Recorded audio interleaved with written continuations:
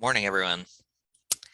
We are ready to start the next week, and I have gone through and first of all, I've changed the discussion for this week. I warned you that this was going to happen.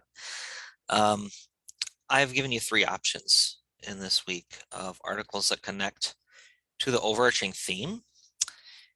You only have about a 14, 15-page reading this week that gives the background context of the Great Depression. And this is really a great time to study that because we know, that history is cyclical. And we look at the impact of the availability of finances for higher education.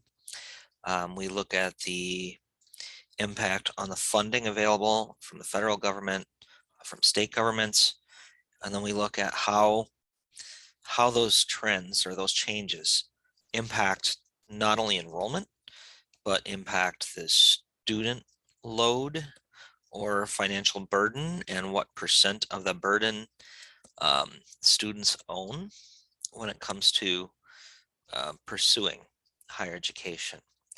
So that we're in a real unique time right now to look at that, because as the readings that I shared with you in the discussion forum show, we were already on some pretty alarming trends when it comes to funding in higher education before COVID.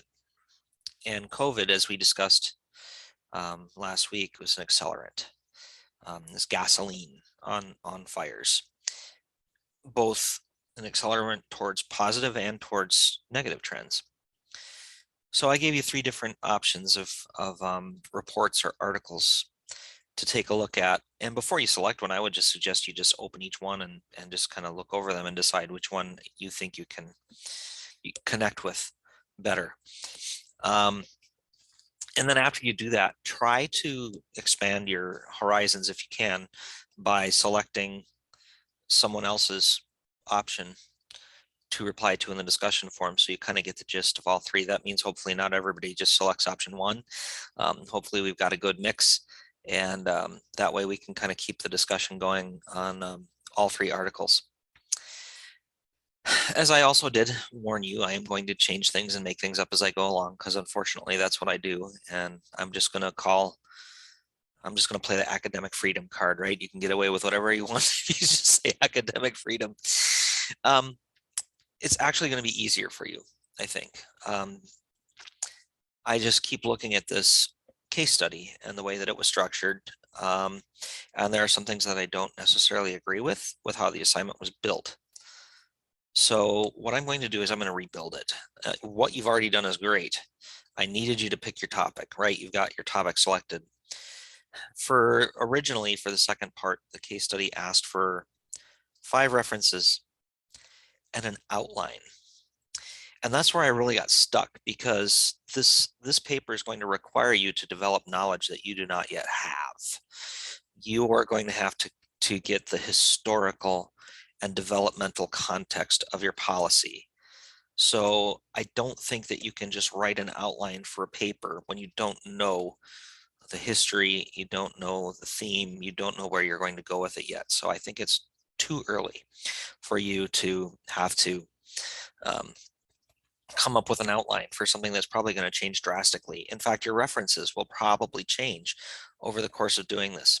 So what I want you to do instead, also, by the way, the next step of the paper was to write an introduction. And again, I don't think you write the introduction next.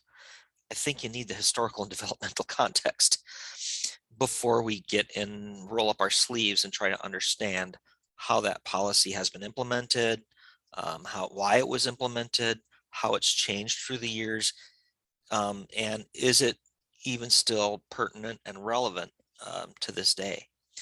So what I'm going to do is this is what I propose. This week, I want you to start digging up references. The more the better, because you're going to end up maybe cutting some when you realize that they don't quite fit what you're going to do. I do want you to find 3 to 5, preferably 5 resources. Utilize the O'Toole library and your librarians. get some scholarly sources. Um, if you have a hard time obtaining any, let me know. I'll see what I can do to help you get your hands on them. And then next week, instead of writing introduction, at the end of next week, we really want to start to get that historical and developmental context piece in place. So as you're looking at and finding and perusing and reading your references on your topic, I want you to be thinking about, why does that policy even exist? Has that policy changed? Has it been effective? Has it been ineffective? What has been its impact on higher education? And is it a policy that is going to continue to be needed? Is it going to need to be adapted? Where is it going? That's been the overarching theme of this whole course, right? Where did we start? Where did we go? How did we get where we are now? And where are we going next? And while you're getting your references together and thinking about putting that historical piece, which is probably going to be, I'm guessing, maybe 2 pages double spaced next week, I'm going to reframe the expectations for the rest of that paper. There is going to, it's not going to change much. What's just going to change is the order in which I'm kind of expecting you to pull things together so that it makes more sense. I can't wrap my brain around you having to write a full outline for a paper that you haven't even thought through and read the background and understand the historical context. So let's do it that way. And each week I will tell you, what's coming up. I'm going to rewrite it, and then I will share that to you with how it's going to look. But the timeline is going to be similar. The topics are going to be similar. It's just going to change really a little bit in the order of what I expect.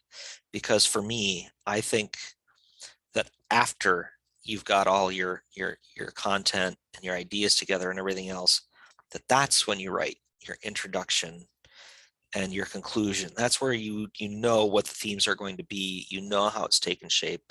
The connective tissue and everything makes sense. Again, it doesn't make sense to me to just write an introduction without knowing exactly where you're going with the topic. So hopefully that makes sense to you. As always, I am available if you have questions, and by the end of this week, I will have to you a better fleshed out outline of how this is going to proceed from here till the end of the case study. Alrighty, thank you very much. Have a great week.